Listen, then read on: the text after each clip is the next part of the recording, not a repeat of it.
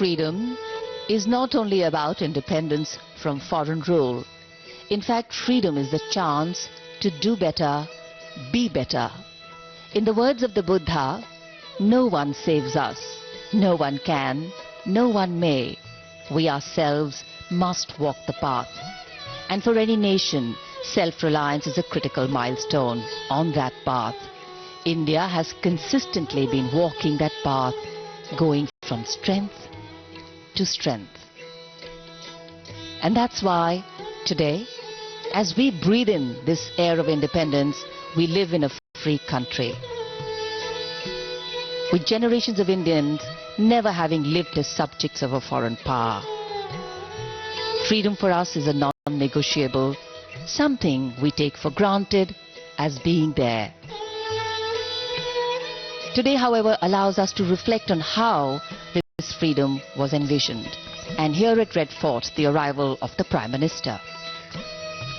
लाल किले की भव्य पृष्ठभूमि और लाल किले की प्राचीर के सामने लाहौरी दरवाजे के निकट आगमन हो रहा है दुनिया के सबसे बड़े लोकतंत्र के प्रधानमंत्री माननीय श्री नरेंद्र मोदी का।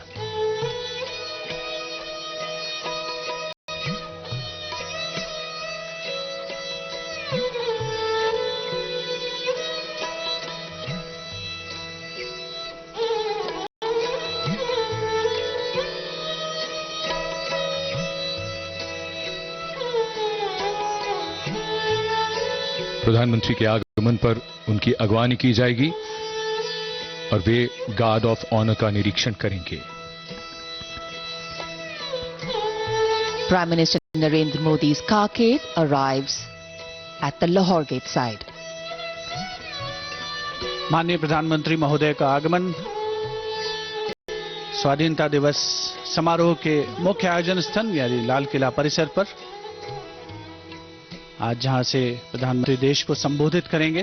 प्रधानमंत्री महोदय का स्वागत रक्षा मंत्री श्री राजनाथ सिंह के द्वारा, साथ में रक्षा सचिव डॉक्टर अजय कुमार, जिनका परिचय कराते हुए दिल्ली एरिया के GOC lieutenant general Vijay Kumar Mishra से माननीय प्रधानमंत्री गार्ड ऑफ ऑनर का कुछ ही समय के उपरांत निरीक्षण करेंगे। जनरल सैल्यूट, सलाम, चेक।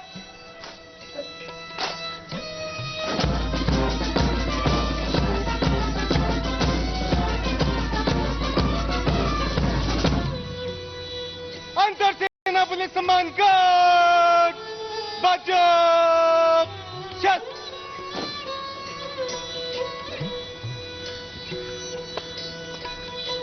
अब माननीय प्रधानमंत्री जी की परेड का निरीक्षण।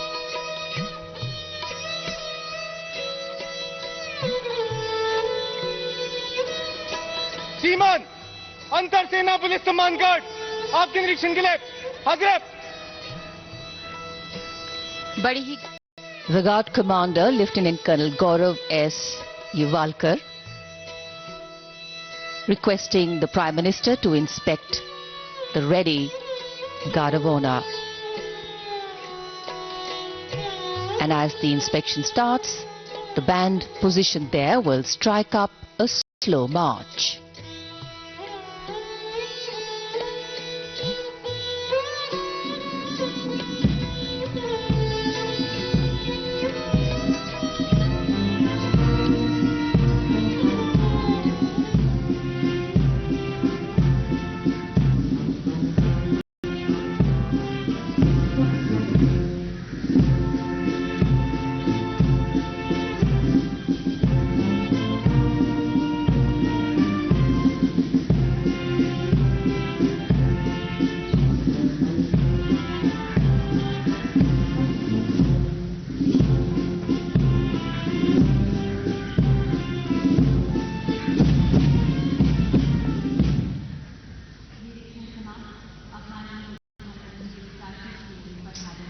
The inspection of the Guard of Honor complete, the Prime Minister moves now towards Lahore Gate, the entrance of the central courtyard of Red Fort, from where he will go up to the ramparts to unfurl the national flag and address the nation.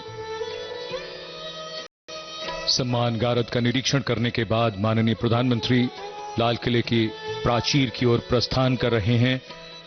लाल किले का भव्य और विशाल लाहौरी दरवाजा, जो कई ऐतिहासिक घटनाओं का साक्षी रहा है, 41 फीट ऊंचा और 24 फीट चौड़ा लाहौरी गेट। यहीं से प्रवेश करने के बाद प्राचीर पर जाने के लिए सीढ़ियां हैं। अब तो यहां लिफ्ट भी है। पहले जब लाल किला बनवाया गया था तब प्राचीर यहां नहीं थी, इसे बाद में बनवाया गया। The country today is celebrating and participating in one more celebration of a day that holds in its memory and legacy the power and responsibility that comes with freedom, the life force of democracy. The Prime Minister will now go up the lift to the first level of the ramparts. And as the Prime Minister will once again address the nation, the country's response and participation to the changing domestic and international dynamics will be foregrounded.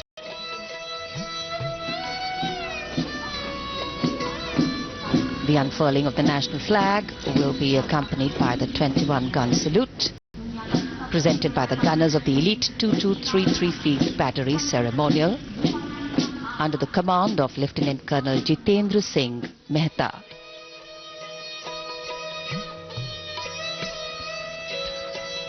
माननीय प्रधानमंत्री महोदय का स्वागत लाल किले की प्राचीर पर।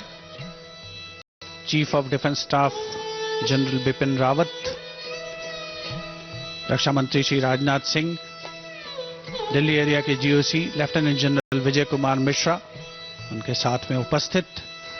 प्राचीर की ओर प्रस्थान करते हुए माननीय प्रधानमंत्री अपने दूसरे कार्यकाल में दूसरी बार और लगातार 7वीं बार लाल किले की प्राचीर से वे राष्ट्र को संबोधित करेंगे। प्राचीर के ठीक सामने का क्षेत्र, जहां पर राष्ट्रीय ध्वज गारद के जोशीले जवान मौजूद हैं, विशिष्ट दीर्घा जिसमें वरिष्ठ अधिकारी, राजनयिक, विदेशों के राजदूत आज के इस राष्ट्रीय पर्व का हिस्सा बनने के लिए सभी यहां पर उपस्थित हैं।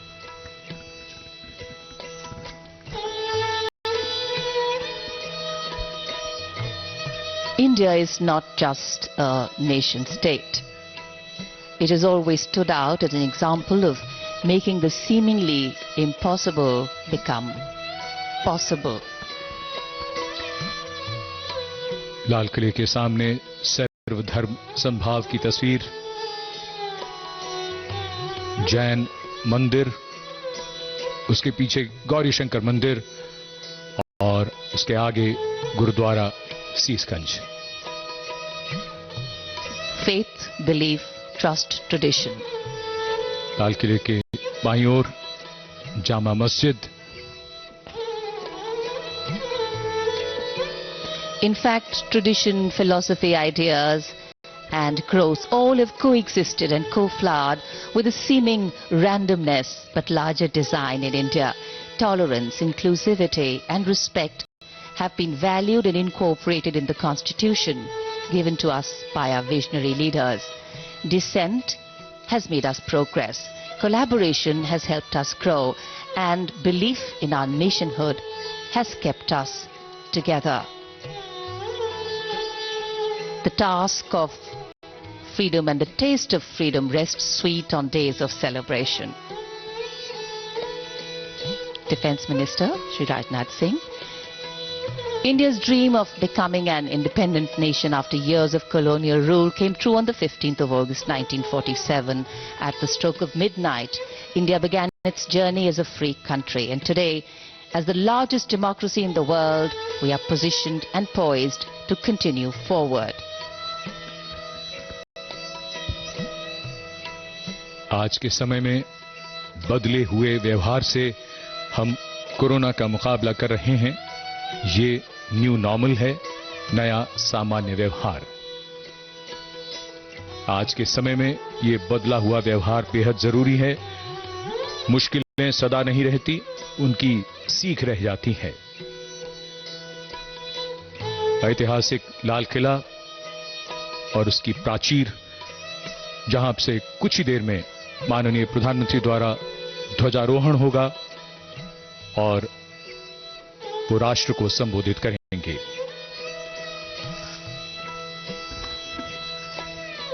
And here we are at this grand red sandstone fortress, the Red Fort, without doubt the centerpiece of our Independence Day celebrations.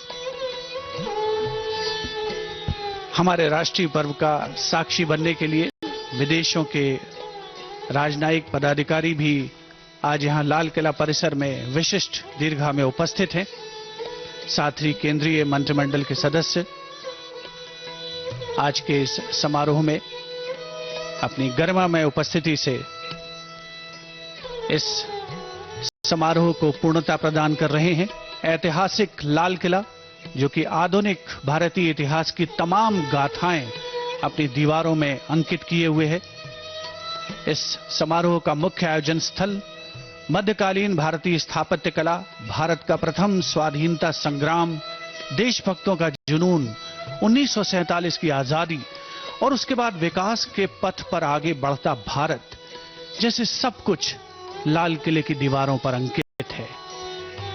हमारे विशेष कैमरे से ये विहंगम दृश्य लाल किले के परिसर का और उसके ठीक सामने के स्थलों का, जहां पर 74वां स्वाधीनता दिवस समारोह आयोजित किया जा रहा है और प्राचीर के ठीक सामने राष्ट्रीय ध्वज गार्ड, जिसमें थल सेना, नौसेना और वायुसेना और दिल्ली पुलिस के दस्ते मौजूद हैं। दस्ते का नेतृत्व कर रहे हैं थल सेना के मेजर सूर्य प्रकाश। माननीय प्रधानमंत्री महोदय का प्राचीर पर आगमन होता हुआ राष्ट्र के संबोधन के लिए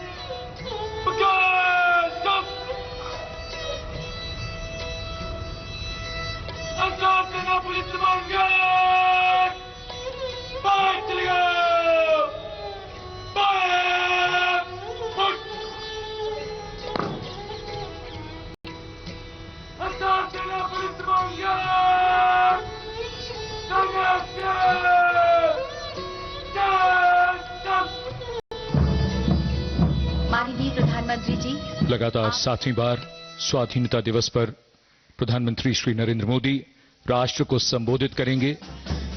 उनके विचारों को सुनने की उत्सुकता सबके मन में है। The Prime Minister acknowledging the greetings of those present, the national flag guard on its way out from across the ramparts, and in a short while from now, the Prime Minister will address the nation from the historic Red Fort. This rare living symbol telling its own story. The place where the history of medieval India was crafted, and today it is a connect between the past and India's modern present.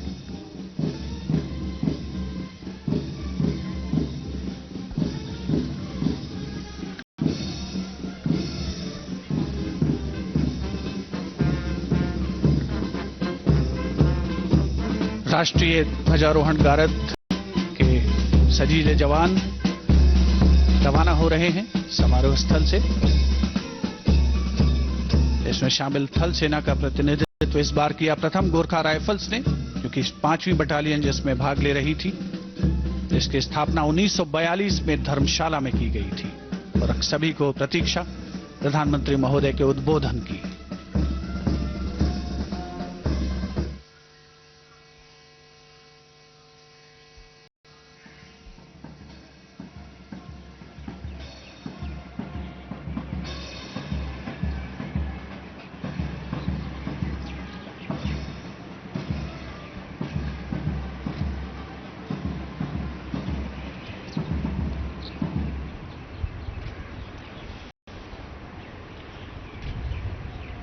मेरे प्यारे देशवासियों, आजादी के इस पावन पर्व की सभी देशवासियों को बधाई और बहुत बहुत शुभकामनाएं।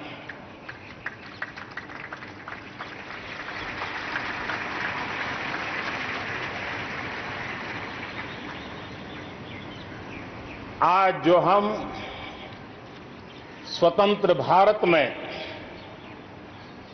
सांस ले रहे हैं, उसके पीछे मां भारती के लाखों बेटे बेटियों, उनका त्याग, उनका बलिदान और मां भारती को आजाद कराने के संकल्प के प्रति उनका समर्पण आज ऐसे सभी हमारे स्वातंत्र सेनानियों का, आजादी के वीरों का, नर बांकुरों का, वीर शहीदों का नमन करने का ये पर्व है। हमारे फौज के जाबाज जवान, हमारे अर्धसैनिक बल, हमारे पुलिस के जवान, सुरक्षा बल से जुड़े हुए हर कोई मां भारती के रक्षा में जुटे रहते हैं, सामान्य मानवीय की सुरक्षा में जुटे रहते हैं। आज उन सबको भी हृदयपूर्वक, आदरपूर्वक स्मरण करने का, उनके महान त्याग तपस्या को नमन करने का पर्व है। एक नाम और, श्री अरविंद घोष क्रांति दूत से लेकर आध्यात्म की यात्रा, आज उनके संकल्प, उनका जन्म जयंती है। हमें उनके संकल्पों को, हमारे संकल्पों को पूर्ण करने के उनकी तरफ से आशीर्वाद बने रहे। हम एक विशिष्ट परिस्थिति से गुजर रहे हैं। आज छोटे छोटे बालक मेरे सामने नजर नहीं आ रहे। भारत का उज्जवल भविष्य क्यों? कोरोना ने सबको रोका हुआ है। इस कोरोना के कालखंड में लक्षावधि कोरोना वॉरियर्स, चाहे डॉक्टर हो, नर्सिस हो, सफाई कर्मी हो, एम्बुलेंस चलाने वाले लोग हो, किस किस के नाम गिनाऊंगा।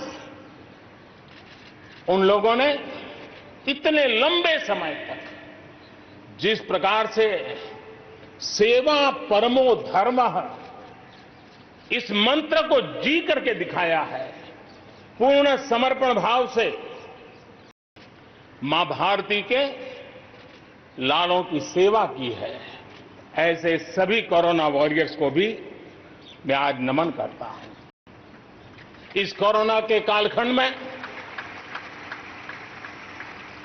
अनेक हमारे भाई बहन इस कोरोना के संकट में प्रभावित हुए हैं। कई परिवार प्रभावित हुए हैं। कईयों ने अपनी जान भी गंवाई है। मैं ऐसे सभी परिवारों के प्रति अपनी संवेदनशीलता प्रकट करता हूं और इस कोरोना के खिलाफ मुझे विश्वास है 130 करोड़ देशवासियों की अदम्य इच्छा शक्ति, संकल्प शक्ति हमें उसमें भी विजय दिलाएगी और हम विजयी होके रहेंगे। मुझे विश्वास है कि पिछले दिनों भी हम एक प्रकार से अनेक संकटों से गुजर रहे। बाढ़ का प्रकोप, खास करके नॉर्थ ईस्ट, पूर्वी भारत, दक्षिण भारत, पश्चिमी भारत के कुछ इलाके, कहीं लैंडस्लाइड, अनेक दिक्कतों का सामना लोगों को करना पड़ा है। अनेक लोगों ने अपनी जान गंवाई है। मैं उन परिवारों के प्रति भी मेरी संवेदना व्यक्त करता हूं और राज्य सरकारों के साथ कंधे से कंधा मिलाकर के ऐसी संकट की घड़ी में हमेशा देश एक बनकर के, चाहे केंद्र सरकार हो, राज्य सरकार हो, हम मिलकर के तत्काल जितनी भी मदद पहुंचाने का प्रयास कर सकते हैं, सफलतापूर्वक कर रहे हैं। मेरे प्यारे देशवासियों, आजादी का पर्व हमारे लिए, ये स्वतंत्रता का पर्व आजादी के वीरों को याद कर करके नए संकल्पों की ऊर्जा का एक अवसर होता है। एक प्रकार से हमारे लिए ये नई प्रेरणा लेकर के आता है, नया उमंग, नया उत्साह लेकर के आता है। और इस बार तो हमारे लिए संकल्प करना बहुत आवश्यक भी है और बहुत शुभ अवसर भी है, क्योंकि अगला जब हम आजादी का पर्व मनाएंगे तब हम 75 वर्ष में प्रवेश करेंगे। ये अपने आप में एक बहुत बड़ा अवसर है और इसलिए आज आने वाले 2 साल के लिए बहुत बड़े संकल्प लेकर के हमें चलना है। 130 करोड़ देशवासियों को चलना है। आजादी के 75 वर्ष में जब प्रवेश करेंगे और आजादी के 75 वर्ष जब पूर्ण होंगे, हम हमारे संकल्पों की पूर्ति का एक महापर्व के रूप में उसको भी मनाएंगे। मेरे प्यारे देशवासियों, हमारे पूर्वजों ने अखंड एक निष्ठ तपस्या करके त्याग और बलिदान की उच्च भावनाओं को प्रस्तावित करते हुए हमें जिस प्रकार से आजादी दिलाई है, उन्होंने न्यौछावर कर दिया है। लेकिन हम ये बात न भूलें कि गुलामी के इतने लंबे कालखंड में कोई भी पल ऐसा नहीं था, कोई भी क्षेत्र ऐसा नहीं था कि जब आजादी की ललक न उठी हो, आजादी की इच्छा को लेकर के किसी ने प्रयास न किया हो, जंग न किया हो, त्याग न किया हो और एक प्रकार से जवानी जेलों में खपा दी। जीवन के सारे सपनों को फांसी के फंदों को चूम करके आहूत कर दिया। ऐसे वीरों को नमन करते हुए और फिर एक तरफ सशस्त्र क्रांति का दौर, दूसरी तरफ जन आंदोलन का दौर, पूज्य बापू के नेतृत्व में राष्ट्र जागरण के साथ जन आंदोलन की एक धारा ने आजादी के आंदोलन को एक नई ऊर्जा दी और हम आजादी के पर्व को आज मना पा रहे हैं। इस आजादी के जंग में भारत की आत्मा को कुचलने के भी निरंतर प्रयास हुए हैं, अनगिनत प्रयास हुए हैं। भारत को अपनी संस्कृति, परंपरा, रीत रिवाज, इन सब से उखाड़ फेंकने के लिए क्या कुछ नहीं हुआ। वो कालखंड था, सैकड़ों सालों का कालखंड था। शाम दाम दंड भेद सब कुछ अपने चरम पर था और कुछ लोग तो ये मान के चलते थे कि हम तो यावत चंद्र दिवाकरो यहां पर राज करने के लिए आए हैं। लेकिन आजादी की ललक ने उनके सारे मंसूबों को जमीन दोस्त कर दिया। इनकी सोच थी कि इतना बड़ा विशाल देश, अनेक राजे रजवाड़े, भांति भांति की बोलियां, पहनावे, खान पान, अनेक भाषाएं, इतनी विविधताओं के कारण बिखरा हुआ देश कभी एक होकर के आजादी का जंग लड़ नहीं सकता है। लेकिन इस देश की प्राण शक्ति वो पहचान नहीं पाए। अंतर्भूत जो प्राण शक्ति है, एकता का सूत्र जो हमें सबको बांध करके रखा हुआ है, उसने आजादी के उस पर्व में पूरी ताकत के साथ जब वो मैदान में आया तो देश आजादी के जंग में विजयी हुआ। हम ये भी जानते हैं कि वो कालखंड था, विस्तारवाद की सोच वालों ने दुनिया में जहां भी फैल सकते के फैलने का प्रयास किया, अपने झंडे गाड़ने की कोशिश की, लेकिन भारत का आजादी का आंदोलन दुनिया के अंदर भी एक प्रेरणा का पुंज बन गया, दिव्य स्तंभ बन गया और दुनिया में भी आजादी की ललक जगी।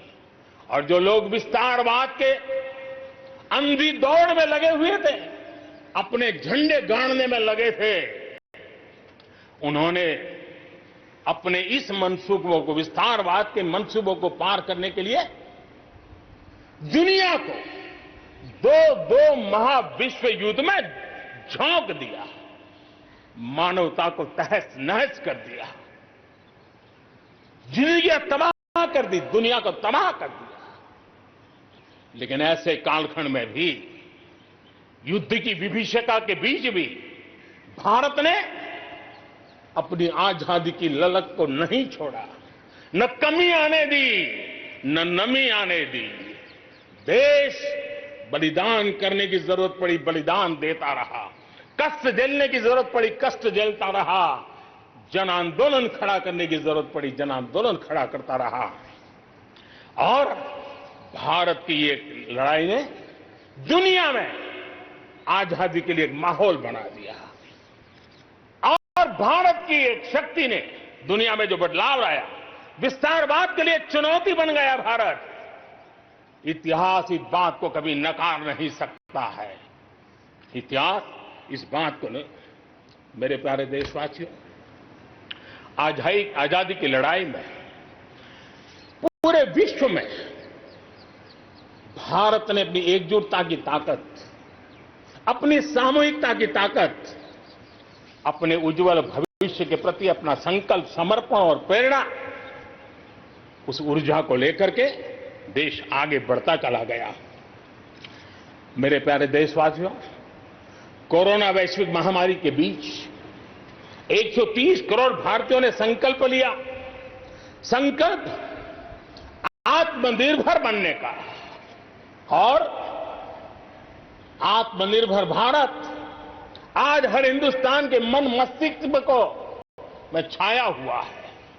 आत्मनिर्भर भारत, ये सपना संकल्प में परिवर्तित देख रहे हैं।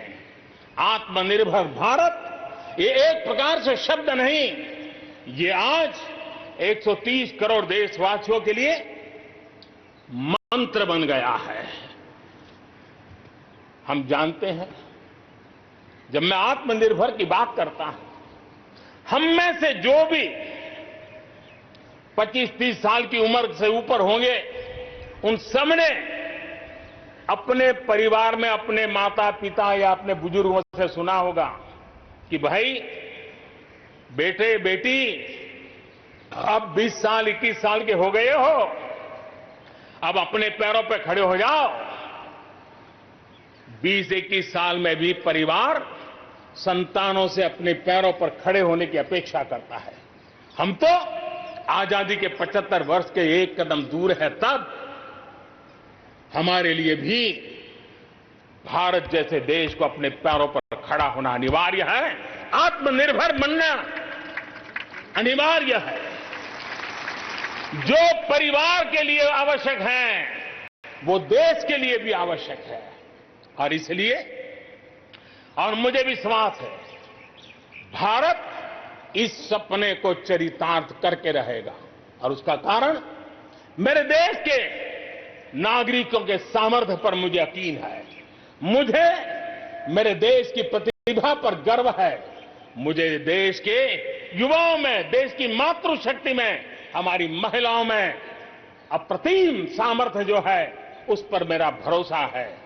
मेरा हिंदुस्तान की सोच, हिंदुस्तान का अप्रोच, इस पर विश्वास है। और इतिहास गवाह है कि भारत एक बार ठान लेता है तो भारत करके रहता है।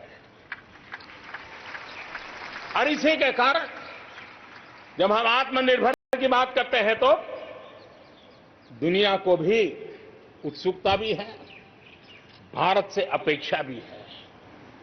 और इसलिए हमें उस अपेक्षा को पूर्ण करने के लिए अपने आप को योग्य बनाना बहुत आवश्यक है। हमें अपने आप को तैयार करना बहुत आवश्यक है। भारत के चिंतन में भारत जैसे विशाल देश, भारत युवा शक्ति से भरा हुआ देश, आत्मनिर्भर भारत की पहली शर्त होती है आत्मविश्वास से भरा हुआ भारत। उसकी यही नींव होती है और यही विकास को नई गति, नई ऊर्जा देने का सामर्थ्य रहती है। भारत विश्व एक परिवार के संस्कारों से पला बड़ा हुआ है। अगर वेद कहते थे वसुधैव कुटुंबकम तो विनोबा जी कहते थे जय जगत। और इसलिए हमारे लिए विश्व एक परिवार है। और इसलिए आर्थिक विकास भी हो लेकिन साथ साथ मानव और मानवता का भी केंद्र स्थान होना चाहिए, इसका महत्व होना चाहिए। उसी को लेकर के हम चलते हैं। आज दुनिया इंटरकनेक्टेड है, आज दुनिया इंटरडिपेंडेंट है। और इसलिए समय की मांग है कि विश्व अर्थव्यवस्था में भारत जैसे विशाल देश का योगदान बढ़ना चाहिए। विश्व कल्याण के लिए भी ये भारत का कर्तव्य है।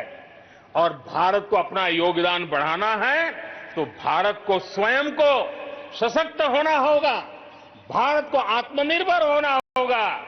हमें जग कल्याण के लिए भी अपने आप को सामर्थ्यवान बनाना ही पड़ेगा। और जब हमारी जड़ें मजबूत होगी, हमारा अपना सामर्थ्य होगा तो हम दुनिया का भी कल्याण करने की दिशा में कदम उठा सकते हैं। हमारे देश में अथाक प्राकृतिक संपदा है, क्या कुछ नहीं है। आज समय की मांग है कि हमारे इन प्राकृतिक संसाधनों में हम वैल्यू एडिशन करें, हम हमारे मानव संपदा में मूल्य वृद्धि करें, नई ऊंचाइयों पर ले जाएं। और हम देश में कब तक कच्चा माल विदेश भेजते रहेंगे, रॉ मटेरियल कब तक दुनिया में भेजते रहेंगे। और देखिए तो रॉ मटेरियल दुनिया में भेजना और फिनिश गुड को दुनिया से वापस लाना, ये खेल कब तक चलेगा।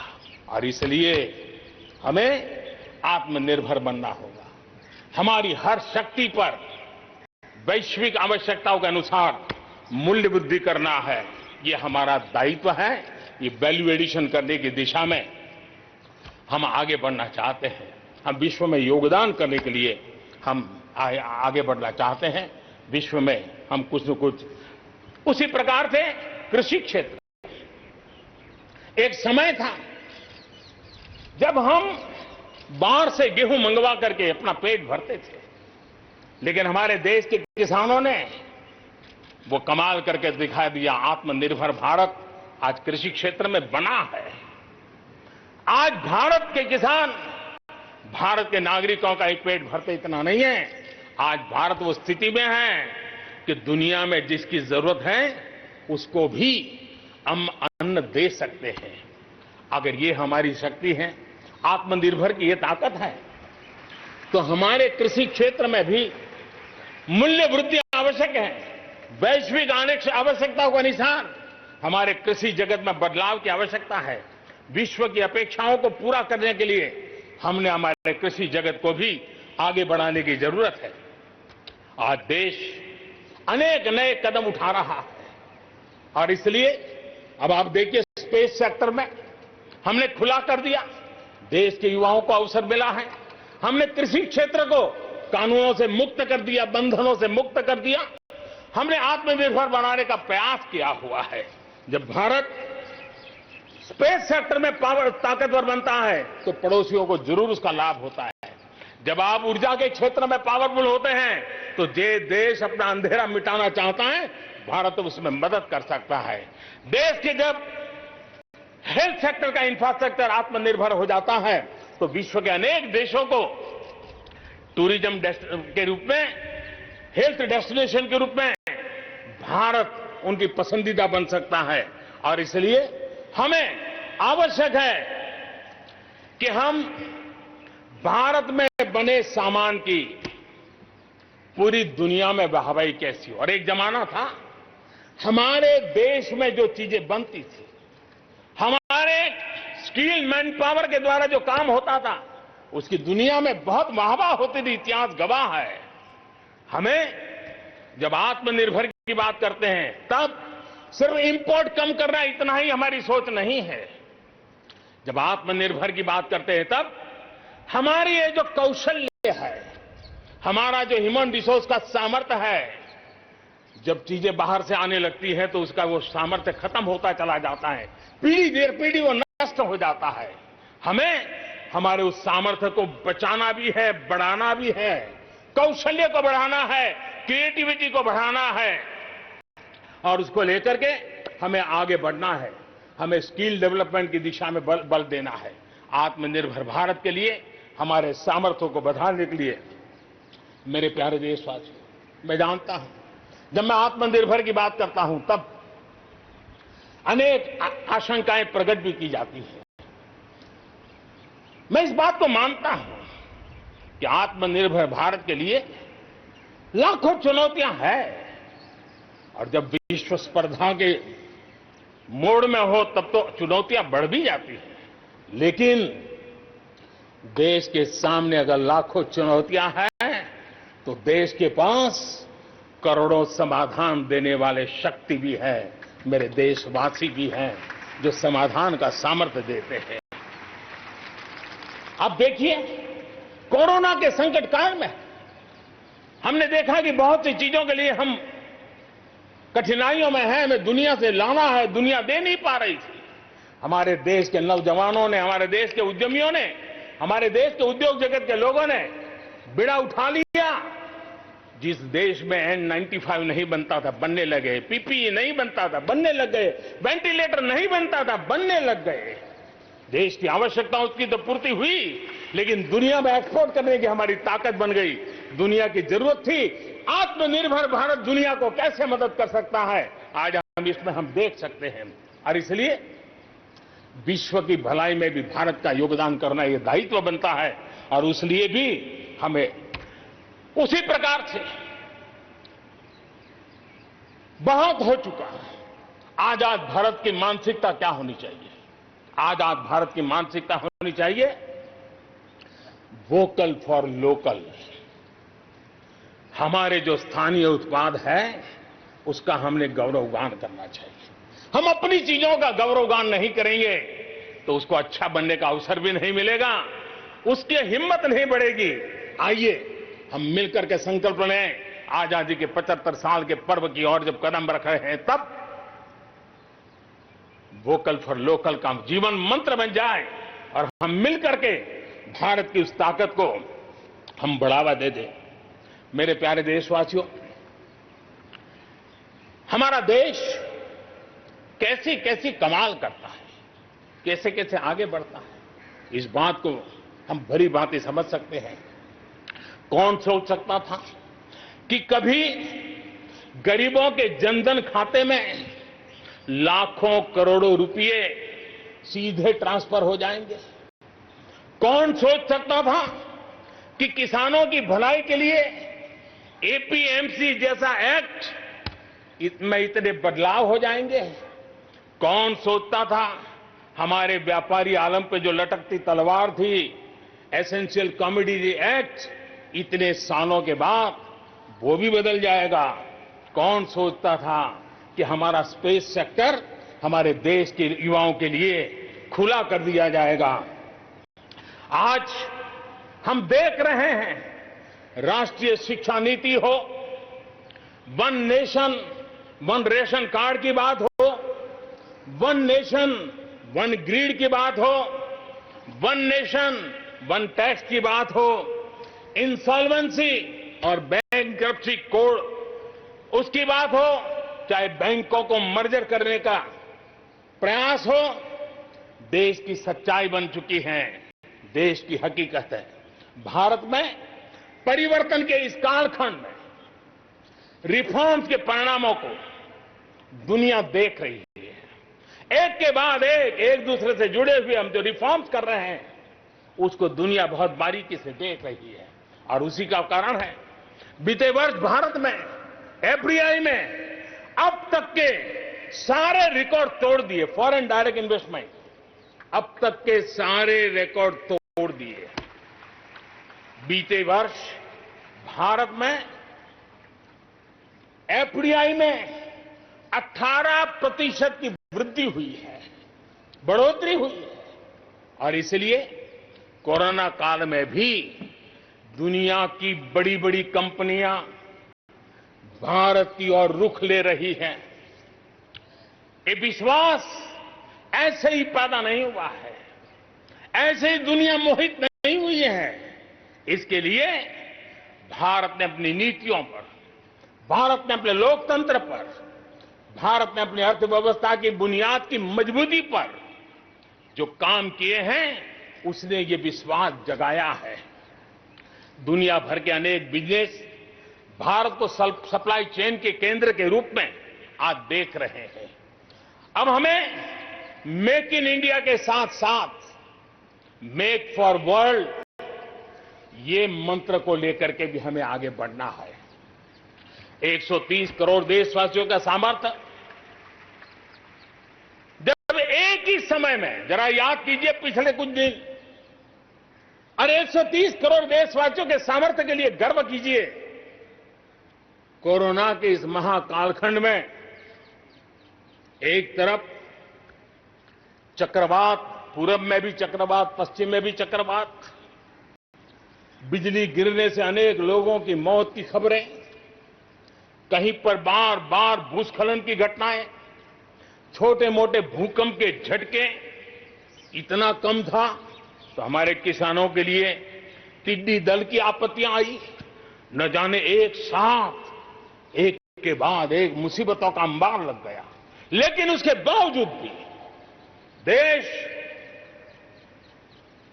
जरा भी अपना विश्वास नहीं खोया। देश आत्मविश्वास के साथ आगे बढ़ता जाया गया। देशवासियों के जीवन को, देश की अर्थव्यवस्था को कोरोना के प्रभाव से जल्दी से जल्दी बाहर निकालना आज हमारी प्राथमिकता है। इसमें अहम भूमिका रहेगी नेशनल इंफ्रास्ट्रक्चर पाइपलाइन प्रोजेक्ट की। इस पर 110 लाख करोड़, उससे भी ज्यादा खर्च किए जाएंगे। इसके लिए अलग अलग सेक्टर्स में लगभग 7,000 प्रोजेक्ट्स की पहचान कर ली गई है। इससे देश के ओवरऑल इंफ्रास्ट्रक्चर डेवलपमेंट को एक नई दिशा भी मिलेगी, एक नई गति भी मिलेगी। और इससे हमेशा कहा जाता है, ऐसे संकट की घड़ी में जितना ज्यादा इंफ्रास्ट्रक्चर को बल दिया जाए ताकि आर्थिक गतिविधि बढ़ती है, लोगों को रोजगार मिलता है, काम मिलता है, उसके जुड़े हुए कई काम एक साथ चल जाते हैं। छोटे बड़े उद्योग, किसान, हर मध्यम वर्ग को इसका बहुत लाभ होता है। और आज मैं एक बात स्मरण करना चाहता हूं, जब अटल बिहारी वाजपेयी हमारे देश के प्रधानमंत्री थे, तब उन्होंने स्वर्णिम चतुर्भुज की एक बहुत बड़ी दूरगामी असर पैदा करने वाली योजना को प्रारंभ किया था और देश के रोड नेटवर्क के इंफ्रास्ट्रक्चर को नेक्स्ट जनरेशन पर ले गए थे। आज भी वो स्वर्णिम चतुर्भुज की तरफ देश बड़े गर्व से देख रहा है। हां, हमारा हिंदुस्तान बदल रहा है, देख रहा है। मेरे प्यारे देशवासियों, अटल जी ने अपने समय में एक काम किया, लेकिन अब हमें उसे आगे ले जाना है, हमें नई ओर ले जाना है। और अब हम साइलोज में नहीं चल सकते। हम इंफ्रास्ट्रक्चर को, रोड का रोड वाला काम करेगा, रेल का रेल में चला जाएगा, न रेल का रोड से संबंध, न रोड का रेल से संबंध, न एयरपोर्ट का पोर्ट से संबंध, न पोर्ट का एयरपोर्ट से संबंध, न रेलवे स्टेशन का बस से संबंध, बस स्टेशन से संबंध, न बस स्टेशन का रेलवे। ऐसी स्थिति नहीं चले। अब हमें सारा इंफ्रास्ट्रक्चर एक कॉम्प्रिहेंसिव हो, इंटीग्रेटेड हो, एक दूसरे के पूरक हो।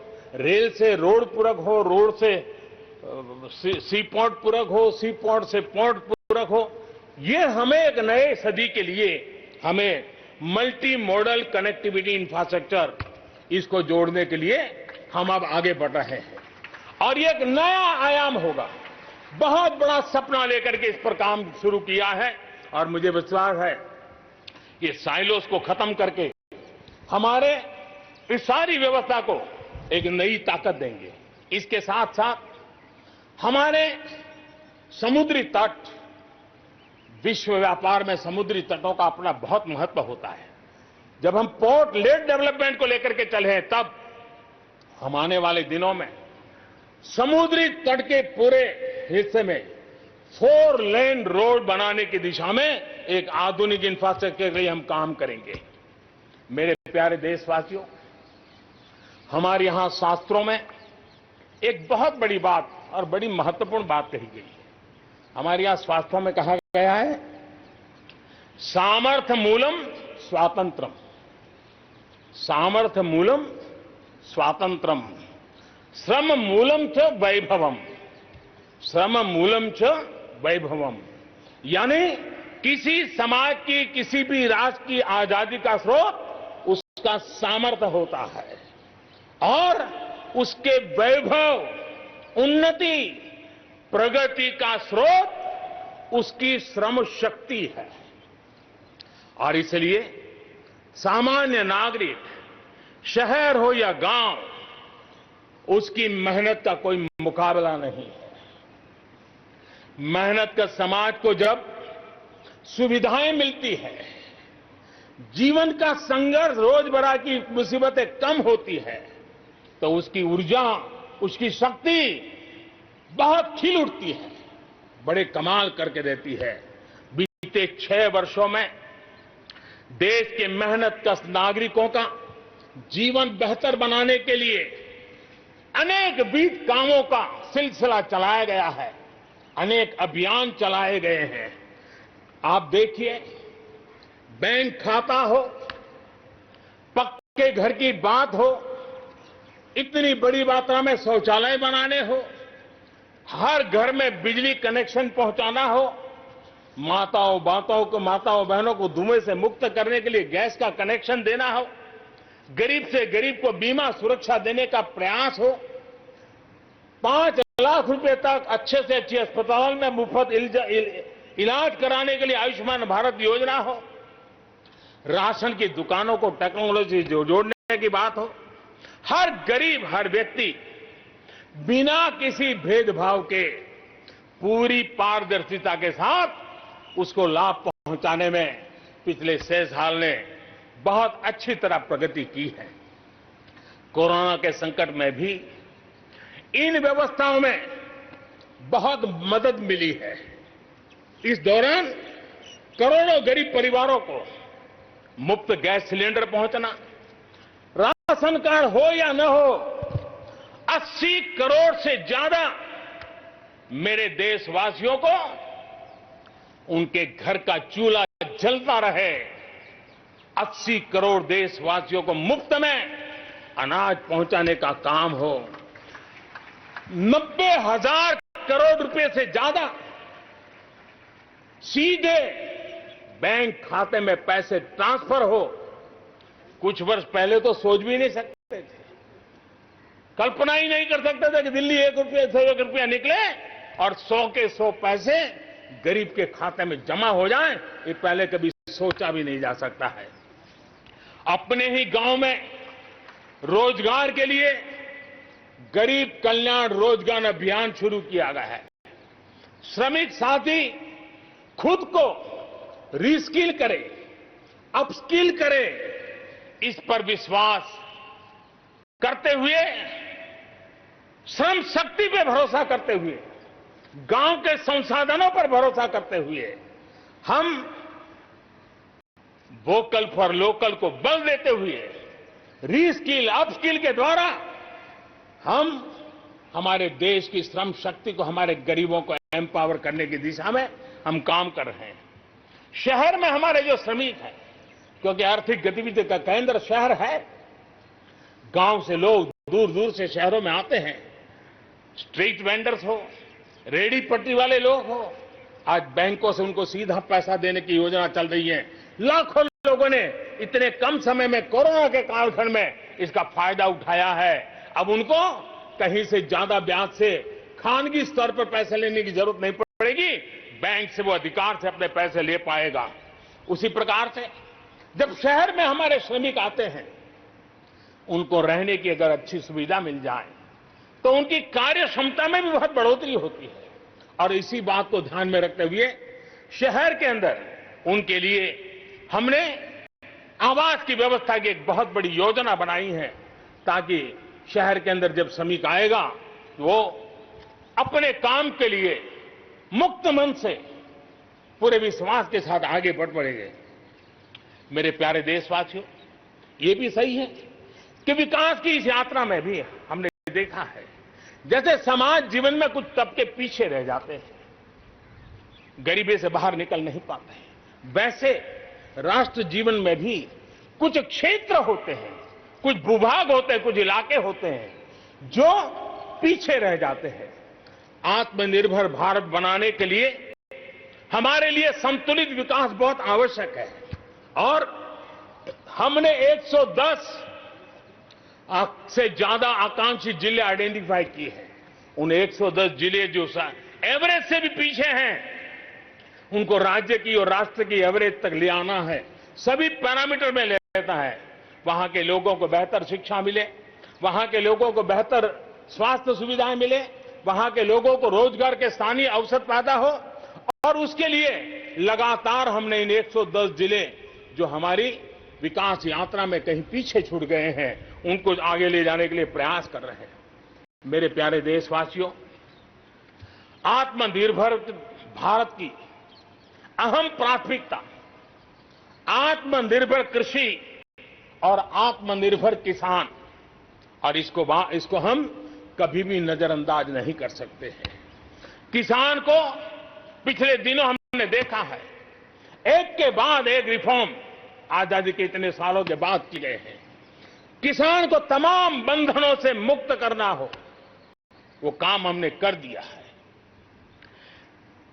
आप सोच नहीं सकते होंगे, हमारे देश में आप अगर साबुन बनाते हैं, हिंदुस्तान के कुछ में कोने में जाके साबुन बेच सकते हैं। आप अगर कपड़ा बनाते हैं, हिंदुस्तान के किसी कोने में जाकर कपड़ा बेच सकते हैं। आप चीनी बनाएं, आप चीनी बेच सकते हैं। लेकिन मेरा किसान, बहुत लोगों को पता नहीं होगा, मेरे देश का किसान जो उत्पादन करता था, न वो अपनी मर्जी से बेच सकता था, न अपनी मर्जी से जहां बेचना चाहता था वहां बेच सकता था।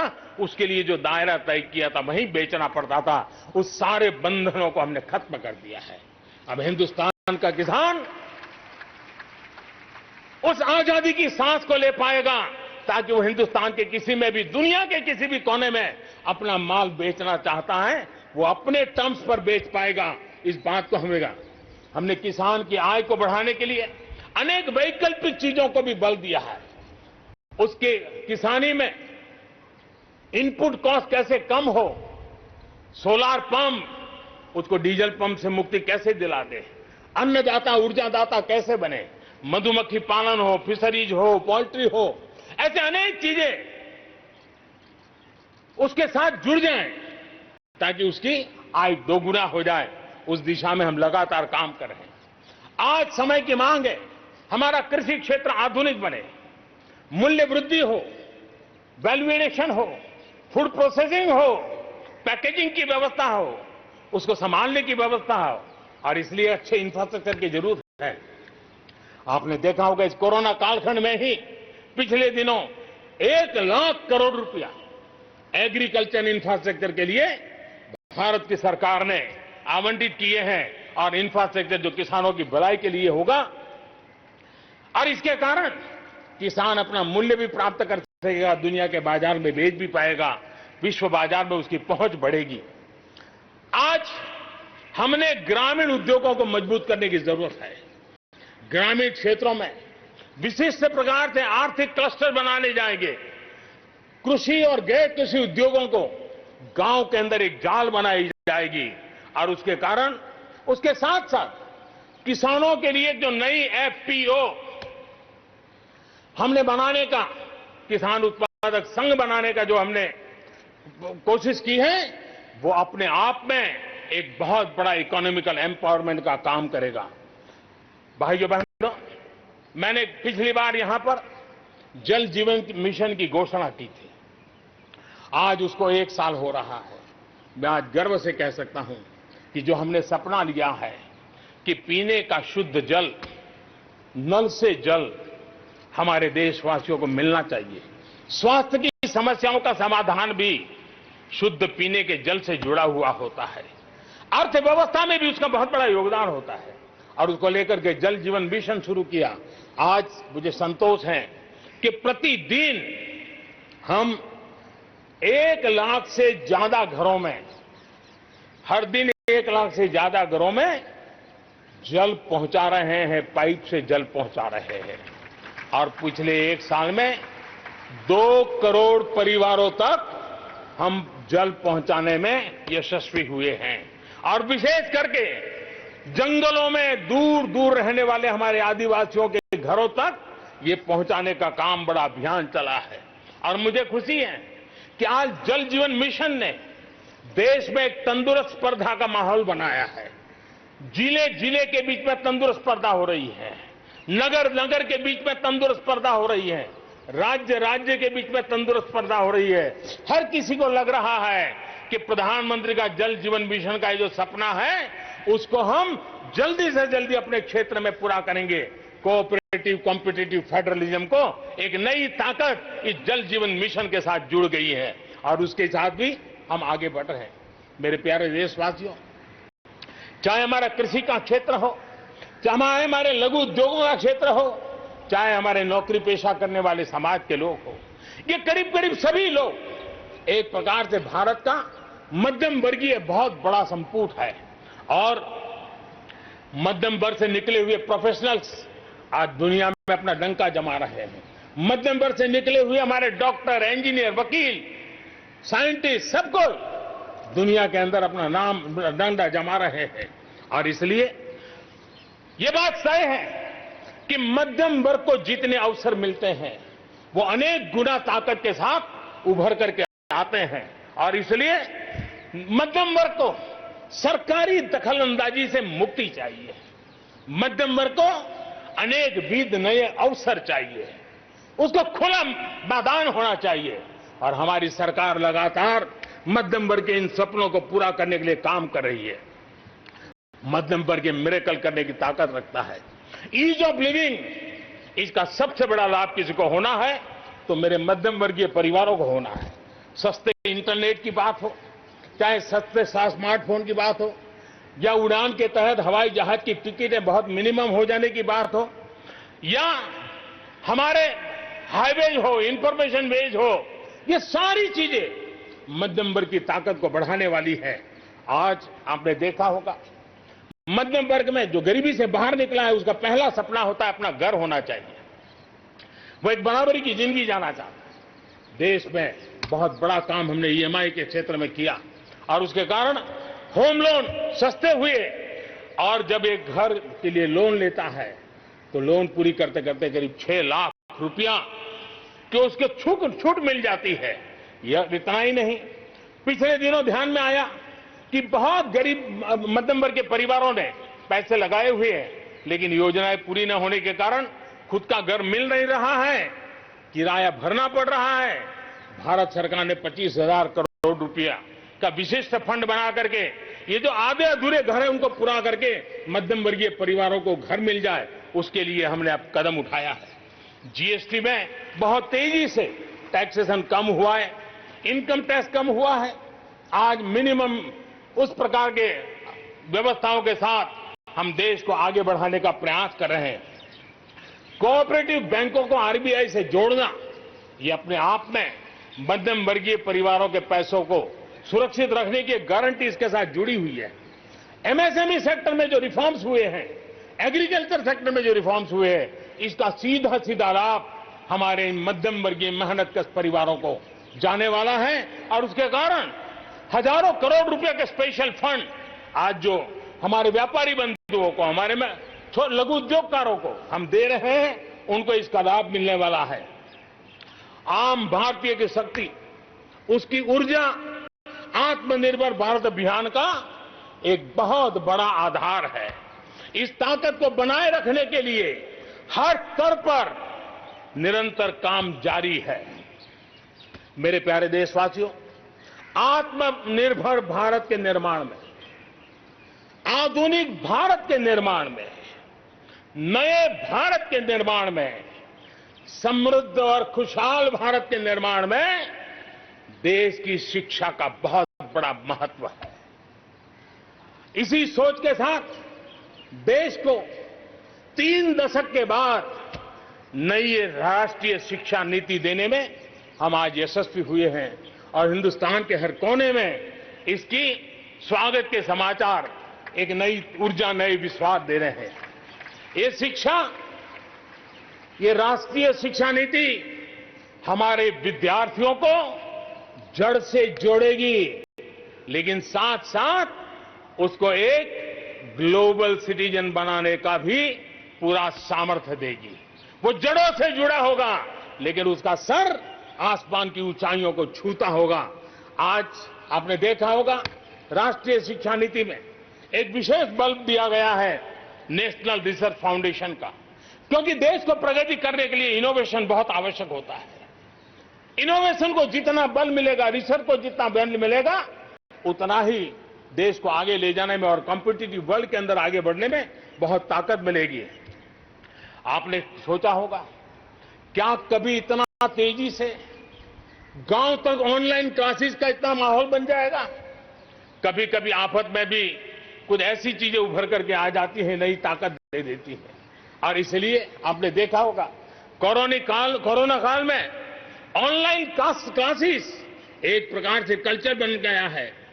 आप देखिए ऑनलाइन डिजिटल ट्रांजैक्शन वो भी कैसे बढ़ रहे हैं।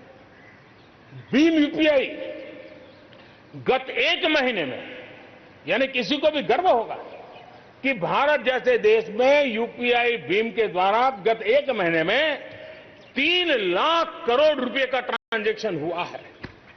ये अपने आप में हम किस प्रकार से बदली हुई स्थितियों को स्वीकार करने लगे हैं, ये इसका नमूना है। आप देखते हैं 2014 से पहले हमारे देश में 5 दर्जन पंचायतों में ऑप्टिकल फाइबर था। गत 5 वर्ष में 1.5 लाख ग्राम पंचायतों तक ऑप्टिकल फाइबर नेटवर्क पहुंच चुका है, जो आज इतना मदद कर रहा है। सभी पंचायतों में पहुंचने के लक्ष्य के साथ हमने काम शुरू किया था। जो 1 लाख पंचायतें बाकी हैं, वहां भी तेजी से काम चल रहा है, लेकिन बदली पड़ी हुई परिस्थिति में गांव की भी डिजिटल इंडिया में भागीदारी अनिवार्य बन गई है। गांव के लोगों को भी इस प्रकार की ऑनलाइन सुविधाओं की जरूरत बढ़ गई है। इसको ध्यान में रखते हुए पहले जो हमने कार्यक्रम बनाया था, हर पंचायत तक पहले पहुंचेंगे, लेकिन आज मैं आपसे बताना चाहूंगा कि अब हमने तय किया है कि सभी 6 लाख से ज्यादा जो हमारे गांव है, उन सभी गांवों में ऑप्टिकल फाइबर नेटवर्क पहुंचाया जाएगा।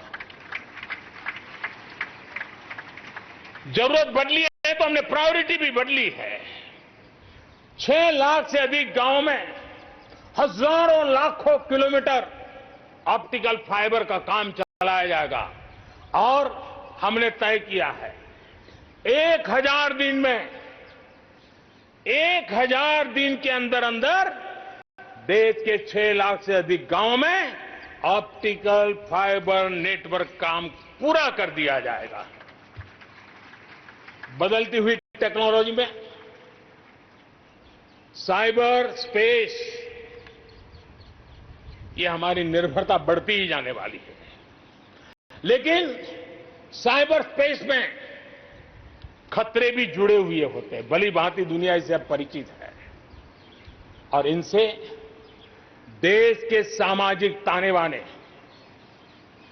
हमारी अर्थव्यवस्था और हमारे देश के विकास पर भी खतरे पैदा करने का ये आसान मार्ग बन सकता है और इसलिए भारत इसमें बहुत सचेत है, भारत बहुत सतर्क है और इन खतरों का सामना करने के लिए फैसले ले रहा है।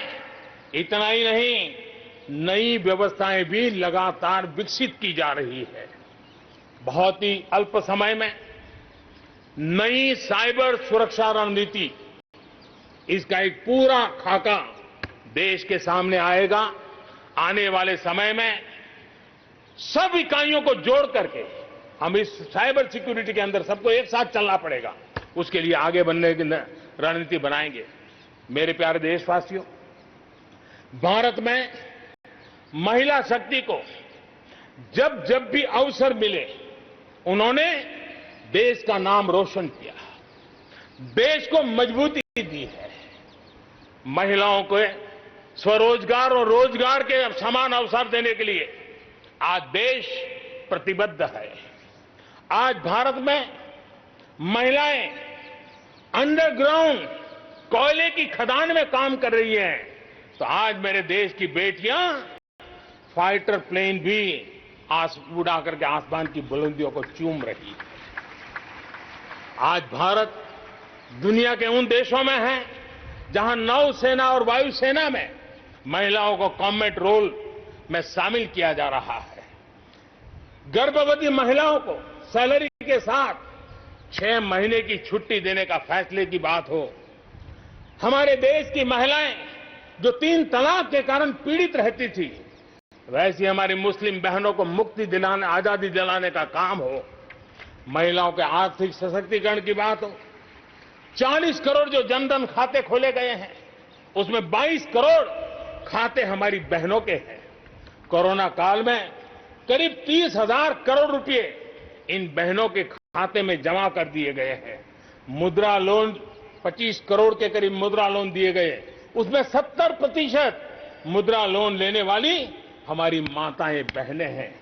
प्रधानमंत्री आवास योजना के तहत जो खुद का घर मिल रहा है, उसमें अधिकतम रजिस्ट्री भी महिलाओं के नाम हो रही है। मेरे प्यारे देशवासियों, गरीब बहन बेटियों की बेहतर स्वास्थ्य की भी चिंता ये सरकार लगातार कर रही है। हमने जन औषधि केंद्र के अंदर 1 रुपये में सैनिटरी पैड पहुंचाने के लिए एक बहुत बड़ा काम किया। 6000 जन औषधि केंद्रों में पिछले कुछ थोड़े से समय में ही करीब 5 करोड़ से ज्यादा सैनिटरी पैड हमारी इन गरीब महिलाओं तक पहुंच चुके हैं। बेटियों में कुपोषण खत्म हो, उनकी शादी की सही आयु क्या हो, इसके लिए हमने कमेटियां बना की रचना की है। उसका रिपोर्ट आते ही बेटियों की शादी की उम्र के बारे में भी उचित फैसले लिए जाएंगे। मेरे प्यारे देशवासियों, इस कोरोना के सेक्टर में कालखंड में हेल्थ सेक्टर की तरफ ध्यान जाना बहुत स्वाभाविक है और इसलिए आत्मनिर्भर की सबसे बड़ी सीख हमें हेल्थ सेक्टर ने इस संकट के काल में सिखा दी है और उस लक्ष्य में प्राप्त करने के लिए हमें आगे भी बढ़ना है। अब देखिए, कोरोना के समय, उसके पूर्व हमारे देश में सिर्फ एक लैब थी टेस्टिंग के लिए। आज 1400 लैब्स का नेटवर्क है, हिंदुस्तान के हर कोने में फैला हुआ है। जब कोरोना का संकट आया तो एक दिन में सिर्फ 300 टेस्ट हो पाते थे। इतने कम समय में हमारे लोगों ने वो शक्ति दिखा दी है कि आज हर दिन 7 लाख से ज्यादा टेस्ट हम कर पाए। कहां 300 से शुरू किया था और कहां हम 7 लाख तक पहुंच गए। देश में नए एम्स, नए मेडिकल कॉलेज का निर्माण, आधुनिकीकरण की दिशा में निरंतर प्रयास ये हम कर रहे हैं। 5 साल में एमबीबीएस, एमडी में 45,000 से ज्यादा स्टूडेंट्स के लिए सीटों की बढ़ोतरी की गई है। गांव में 1.5 लाख से ज्यादा वेलनेस सेंटर, और उसमें से करीब 1/3 तो ऑलरेडी कार्यरत हो गए हैं, जिन्होंने इस कोरोना में बहुत बड़ी मदद की है। कोरोना के काल में वेलनेस सेंटर की भूमिका ने गांव की बहुत बड़ी मदद की है। हेल्थ सेक्टर में आज से एक बहुत बड़ा अभियान शुरू होने जा रहा है और उसमें टेक्नोलॉजी का भी बहुत बड़ा रोल रहेगा। आज से national digital digital health mission, उसका भी आरंभ किया जा रहा है। भारत के हेल्थ सेक्टर में ये एक नई क्रांति ले आएगा। इलाज में आने वाली परेशानियां कम करने के लिए टेक्नोलॉजी का बहुत सुविचारित रूप से उपयोग होगा। प्रत्येक भारतीय को हेल्थ आईडी दी जाएगी। ये हेल्थ आईडी प्रत्येक भारतीय के स्वास्थ्य खाते की तरह काम करेगी। आपके हर टेस्ट, हर बीमारी, आपको किस डॉक्टर के पास कौन सी दवा ली थी, उनका क्या डायग्नोसिस था, कब दी थी, आपकी रिपोर्ट क्या थी, ये सारी जानकारी इस एक हेल्थ आईडी में आपको समाहित की जाएगी।